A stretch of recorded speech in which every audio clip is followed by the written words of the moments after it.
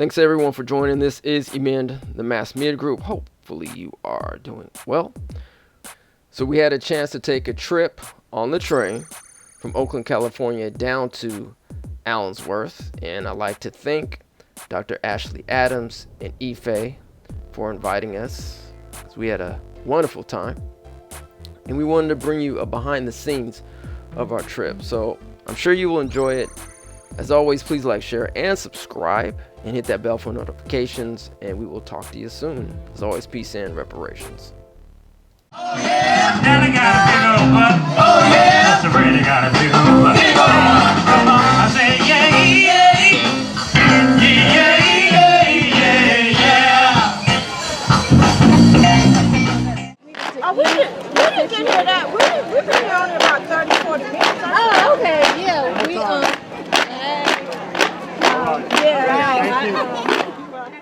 All right, family. So we wanted to do things a little bit different. We actually wanted to kind of talk over this footage while we're playing and just, explain how, when, where, what it was like taking this trip to Allensworth. As you can see, we're actually on the train here, and thanks to Ashley and Ife and some of the other people from Mills College, I think it's Northeastern, I think that's what they're called now, for inviting us on this trip. They're with the Reparations Project. Is that what they're called, Kim? Is that right? Don't quote me, but that sounds about right. All right, cool. So yeah, I want to give a shout out to you, Kim, because I was a little hesitant and reluctant in going, and I think Darlene was too, but I'm glad you went with us, Darlene. How'd you enjoy it, or did you enjoy it? I should say. I did enjoy it, but you guys would be able to enjoy the landscape of the Allensworth area better than I, because I just really have a very low tolerance of heat, so I kind of stayed put. But I enjoyed the music and the people around me. I was able to do a little canvassing right in that area that I stayed underneath the shade, so I enjoyed it. It was my first trip to Allensworth, so thank both you and Kim, and also Ashley for the invite. Absolutely. So you mentioned canvassing. Did you get a decent response? How did people respond to the information that you were giving? Well, when I gave it, you have to realize the tent that I was under and with my chair, it was by the music, and so they were much more interested in that at the time. And the band was good. I can't remember the name, so I enjoyed the music as well. But as when I canvass, I always have a package, and I'm always okay. If you don't have time to look at it now, look at it at your leisure, because I have my little package together. So, yeah. Mm-hmm. But I think Kim and you talked to more people because you guys were out and about. Mm-hmm. So what about you, Kim, when you had a chance to talk to people? Did you get some feedback, negative, positive? Can you hear me? No. You can't hear me? Kind of hear you, but you're a little low. Okay, my audio settings are Oh, there you go. Okay. You're good now. Okay. My experience canvassing was a little different. People, I would tell them, give them the flyer, talk about California reparations, and I got quite a few people who already knew what was going on, knew about the betrayal by the CLBC, said Gavin Newsom's not going to do nothing. He's basically playing in our face, and that they're tired of dealing with these people. So my message to them was, that's why it's important for us to mobilize and hold these legislators accountable that are stalling our reparations claims. So I think, more and more people are realizing that, California came out, all this bravado talking about, oh, we're the first, we're making history, we're doing this and we're doing that. And people realize that nothing of substance is actually being done. And that's very different from, my canvassing experience in the past, where people didn't even, know what was going on about reparations. So I think, people are paying attention, which is a good thing. But I just told them, that's why we need all hands on deck to hold these people accountable. Hmm. Kim, do you think that any of the persons that you spoke with, they tied it into the Allensworth and what happened in the sabotage that happened to Allensworth? No, our Okay. conversations didn't get that in depth.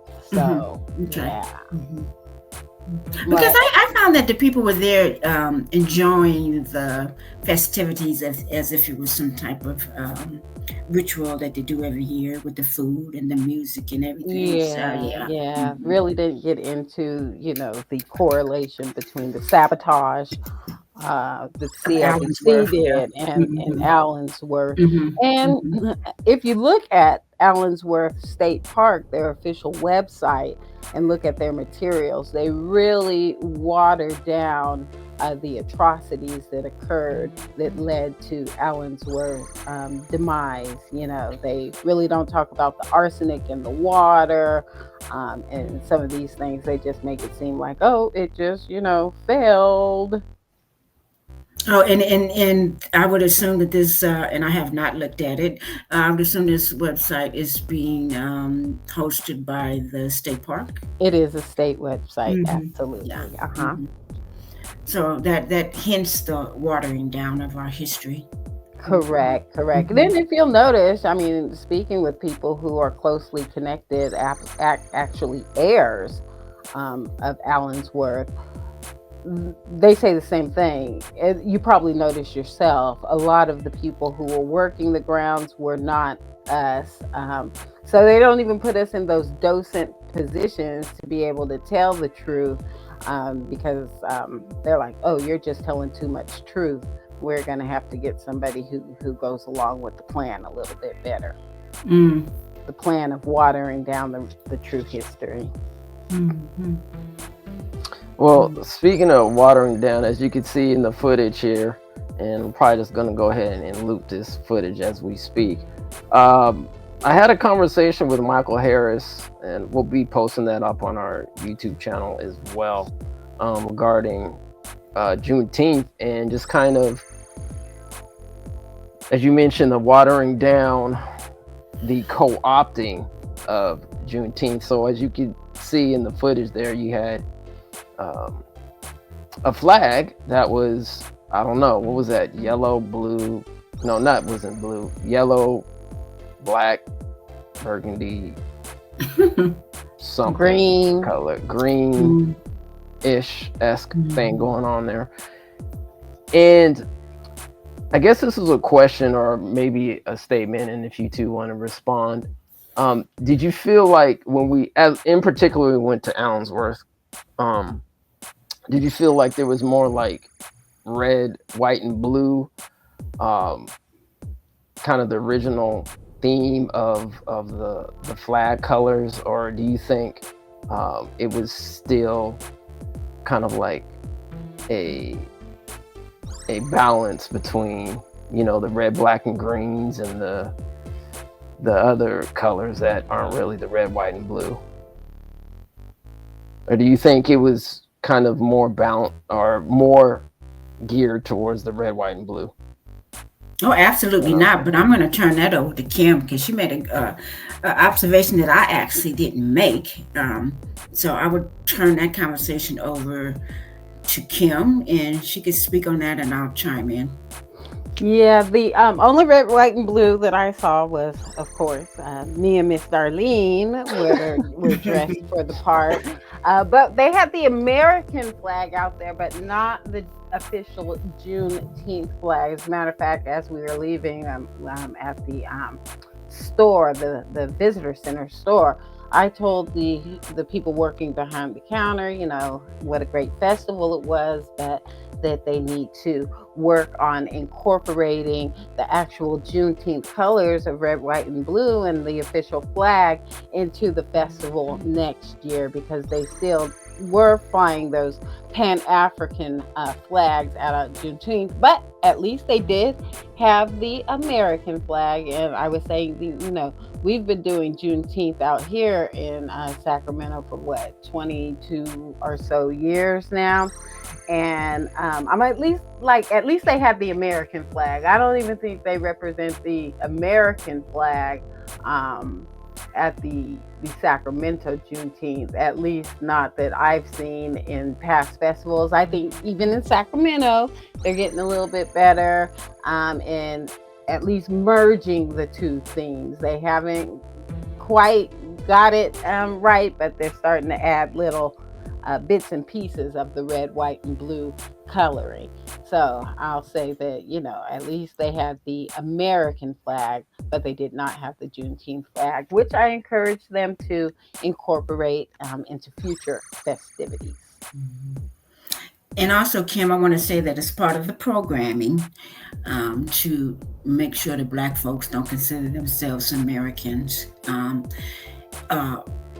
On the train going down, I was stopped by a woman, and I don't know her name, but I will say that she's 70 years old.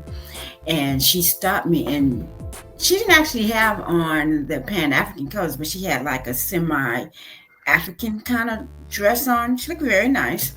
But she stopped me because she said she wanted to wear the red, white, and blue, but she thought that she might get criticized and take flack from her fellow passengers that she didn't have on any African or red, white, and red, green, and black. And I said, well, this is the true colors of Juneteenth. We are Americans. And then we started talking about being American. She says, I grew up saying the Pledge of Allegiance in class, Pledge Allegiance to the American flag. And we was in her area, and we both started saying the entire Pledge Allegiance to the flag. But it was just amazing that she didn't feel comfortable wearing red, white, and blue. Right, So, that conversation yeah.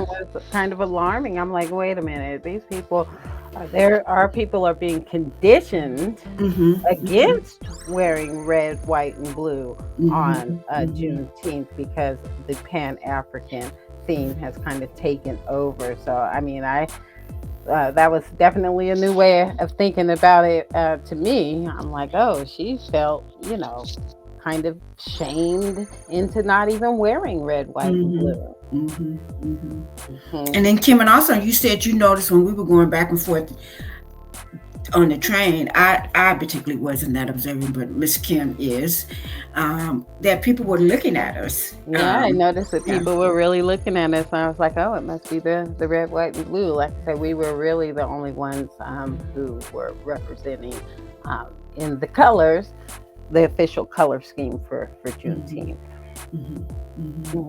So hopefully next year. I did see one gentleman though, Kim. I did see one gentleman that had a blue shirt on with the patch of the correct star. That was one person. Yeah, so it seems like it's starting to creep into the festivals a little more, even out there at the Juneteenth at Lamert Park. When we went a couple of years ago, once again, we were the only ones in red, white, and blue and had a red, white, and blue table. But this year, from the pictures, we didn't go. But from the pictures, it looked like a pretty good mix of red, white, and blue and the Pan-African colors. I'll just call them that. Well, I even have to say some of the brothers that we know that are Pan-African, but work very hard for cash reparations, but standing on their square with their colors, were even holding the correct flag. Yeah, so I think we're going to see it more and more. So there you go with the Pan-African Juneteenth flag, but at least they have the American flag. Absolutely. So, Kim, this is our second time going to Allensworth. Did you like the second time that we went? Was there a different? Did you feel a different vibe, a different experience from the first time we went, outside of it being like warm? I mean, Extremely yeah, it hot. was definitely a different experience just because there was a festival going on when we went this last Saturday for the Juneteenth festival. So there were people and they had pop ups and, food vendors, things of that nature. Whereas when we went before, we just kind of stopped by on a fluke on the way back from LA, grabbed some footage for Reparations Now, the documentary, and it was like a barren wasteland. I'm like, I don't even know how they can conduct events out here because, as you know, these structures, there's no real uh, electricity and outlets, but they make it happen with the generators and stuff like that. But definitely, it was a barren wasteland the first time we went. We were not able to even access the structures, the houses. Everything was locked up, and this time you could actually go into some of the structures, and I was surprised that they were air conditioned. I'm like, oh my goodness, we have air conditioning in here. So and one of the docents explained that yes, all the buildings have been outfitted with air conditioning except one, but I forget which one she said. Mm, okay. Um. Yeah, it was. So if we, I think the picture is gonna come up, and I call them fly swatters. They look like big fly swatters to me, but they weren't fly swatters. They were what are they called? Carpet something? Carpet or rug, Perfect. rug beaters, Yeah, rug Rug yeah. beaters. beaters. That's right, Yes, rug beaters. rug beaters. So for those, if and when you attend and visit Allensworth and you happen to go into, what was that? Was that one of the Wasn't it the general store? general store we were in? Yeah, maybe. I couldn't remember. Because they But had the general store, and then they had the gift shop or something gift like shop, that. that's Yeah. right. Mhm. Mhm. So yeah, when you go into the general store, those are not fly swatters. And I hope everybody does make the trip out to Allensworth. They have a few events throughout the year. It looks like this Juneteenth event is growing. It's only been going on since Juneteenth became a federal holiday. But I just really think that it's a peaceful experience being out there on ancestral lands. I was even saying I was looking so forward to it. I was like, let me get out to Allensworth where I can have some peace. Um, and not have to deal with the No King protest. Mm. And we didn't have any No King protest. It was just splendid. Yep, it's just family out there just kicking it, man. Just So how'd you family guys like kicking it. the train ride? Or did you guys? Well, as I said to you folks on the way there, I have vowed never to take Amtrak again because that used to be my way of getting down to Los Angeles. But this one was good. We had a good time. It was even though it was a 6 hour train ride, it seemed very quick. So it wasn't no getting off and getting on is when I have to go to LA. But I enjoyed it. We just actually had a very good time on the train. Yeah, I found it very enjoyable. Mm-hmm. It was a full house. The conductor kept saying, "Oh, we're going to be 110% packed today," and a lot of people came out specifically for this event. As a matter of fact, one guy got on the train and he was like, "Is something going on today? Are you guys going somewhere?" And I was like, "Oh yeah." Going out to Allensworth Juneteenth. I'm like, why is the train unusually full? And he was like, there's an unusual large amount of Black people on the train. So the family did come out for this, and it was a packed house. And I'd like to see, more people attend this festival in the future. Yeah, they're definitely gonna need more trains. In More the near trains or future. get some Oh yeah. buses or something. I noticed there were some charter buses out there too. So, yeah. And So the yeah, train, There's your fly swatters. my fly Yeah, fly swatters. swatters. Yeah. the flies water. So the train held, is my understanding, held about 400 passengers. So Mm, yeah, if they could mhm. get a couple more lines out, and there were other trains coming from other areas. I know Mark Freeman, KTI Media, one of our partners. He was also on the trip with us, and he was kind of saying, "Oh, this person, I see that they're heading out to Allensworth, but they were on a whole different train." Mm. Yeah. So if anyone is coming up from, we have quite a few people, maybe even internationally, watching this. So just to kind of explain California. So, Sacramento, Oakland, basically the Bay Area and so forth. So you start from there. That's like kind of going more up north. And Allensworth is actually sitting farther down in California, which is I'd say about 2 hours outside of Los Angeles. I know since Los Angeles is world renowned, most people probably know what Los Angeles is. So Sacramento is the capital city of California, which is up north, and then down south is Los Angeles. And so once again, it is about Allensworth, which is technically, it's just a state park. It's actually not a town. So just to clarify, it is a state park. Is actually closer to a place called Bakersfield, which Bakersfield is the city outside of Allensworth, or it's close. It's about like what I think it's maybe about like 20 minutes or so from Bakersfield. So yes, it is hot. Just by the way, usually between, I don't know, like end of May, June, all the way through probably even like September and October. So if you go out there, just make sure you are prepared. Since we're talking about the heat, I think definitely one thing that they need to do, and I think this was one of the challenge and probably a complaint, is that at least when you get off the train, they don't even have like any covering or anything like that, which was crazy. Yeah, well, they need to have a whole platform built out there for the train. I don't know if you guys noticed, but in Allensworth, we had to get on a big stepping stool to get off the train because there was a wide gap between the last step and the platform. Whereas when we boarded in the Bay Area and exited in the Bay Area, we didn't need a stepping stool because they have standard platform. And I know people who advocate for Allensworth,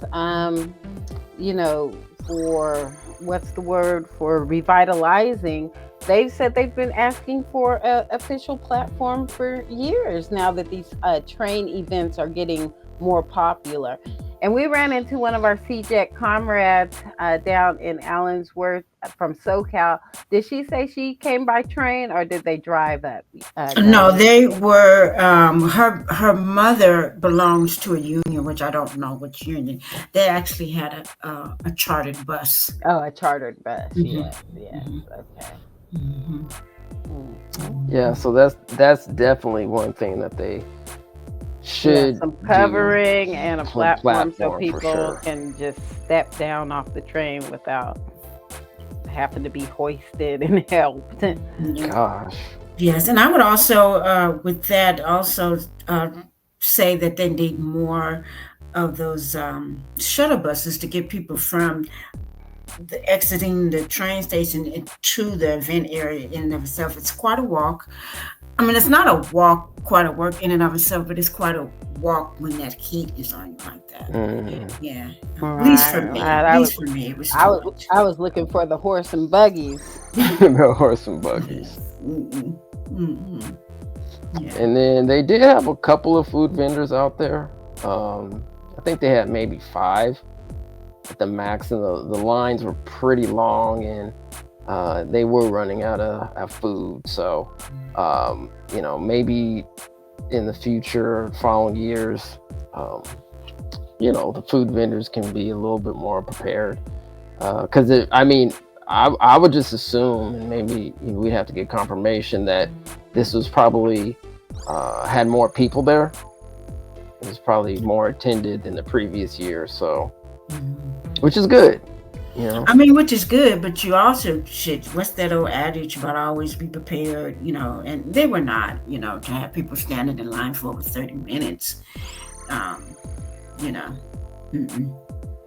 That was a Yeah, so lot. hopefully Yeah, they can improve on improve that on that. in Yeah. future years. Mm-hmm. hmm Mm-hmm. And if anyone's listening is interested in getting more involved with Allensworth activities, the Friends of Allensworth, they do have a membership. And they were telling me, yeah, if you sign up for our membership, I think there is a nominal cost to that.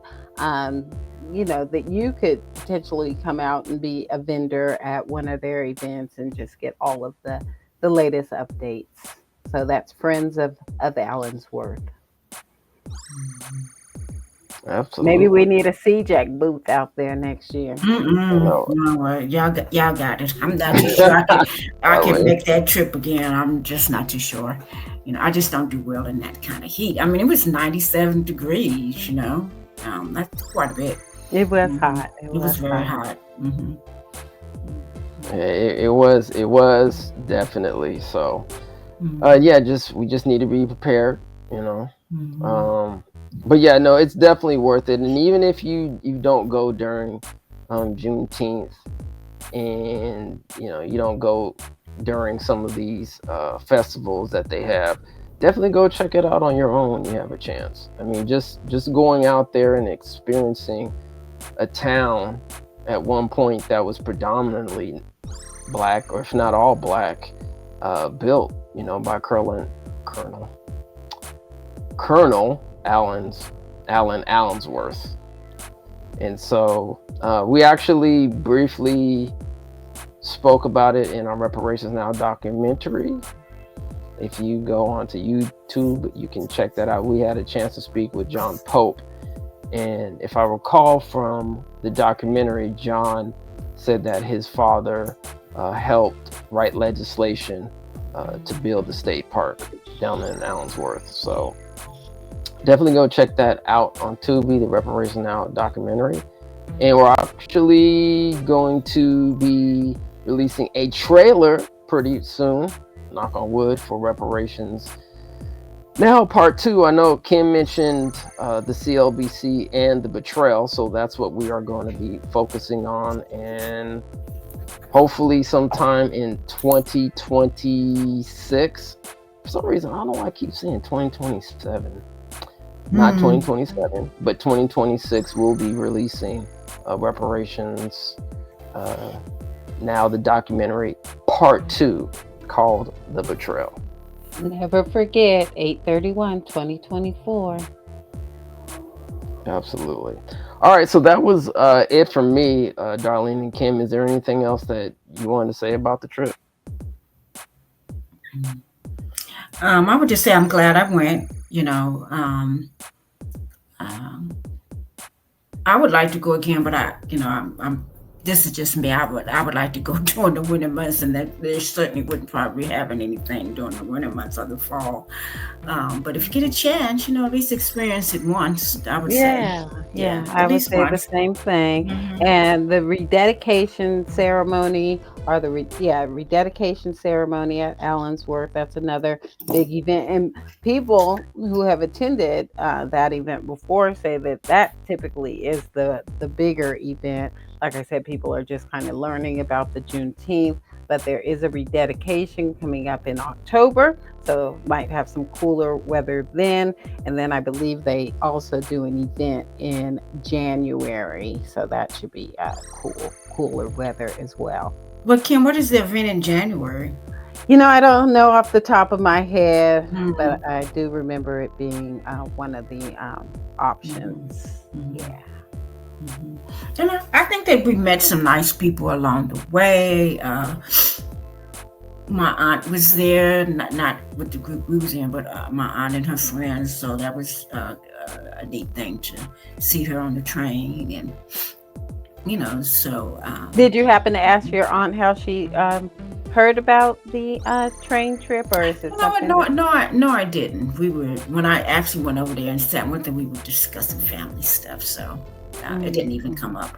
Okay, yeah, Yeah. it was a nice group of people for sure. Mm-hmm. Full house. Sure. Mm-hmm. Mm-hmm. Okay. All right. Well, that was it, family. So, we really appreciate your time, everyone. So go ahead, hit that like button, subscribe, and all the good stuff. And guess we'll be seeing you next time. There's a lot of stuff going on right now. Well, actually, technically, there's two bills that we are following here in California: SB 518 and SB 437.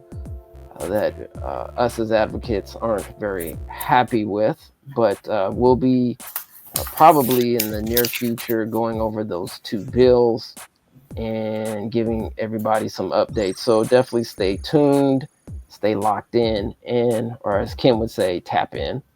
Appreciate that, Kim. And we'll see y'all next time. Yeah, speaking of these bad bills, CJ currently has a call to action out to submit letters of opposition for 437. Hopefully, Moya, you could put that link in the description so people can just click on that. Two, 3 clicks, and you can get your letter of opposition into all of the legislators that need to know that our disapproval for these bills, SB 437 and SB 518. Just the call of action is just for SB 437 right now, though. Right. Mm-hmm. And there are two hearings that are coming up, I believe, real soon this week, isn't it, Kim? Next Tuesday for Next Tuesday. 437, Okay. where, God willing, I will be there to oppose. Mm-hmm. So stay tuned. Hopefully we'll be able to live stream that one. If not, we'll get it on the replay. I think that's heading to the It's going to higher education on higher the assembly education. side, Okay. yeah. Yes. Mm-hmm. And then 518 is going to, is it governmental or judiciary? Judiciary. That's right. Okay. And then we also want to shout out SB 515, which we do agree with, is the collection of data, and we definitely always want to delineate because we are unique persons here in not only California, but the United States. So that actually hearing is coming up on the 2nd of July in the local government. Mm-hmm. I had to give a hand clap for delineation. Mm-hmm. And clapping. All right, family. So stay tuned as always. Stay informed, and like, share, and subscribe. And as always, peace and reparations. And we'll see you next time. Thank you, everyone, for listening and tuning in. Peace and reparations.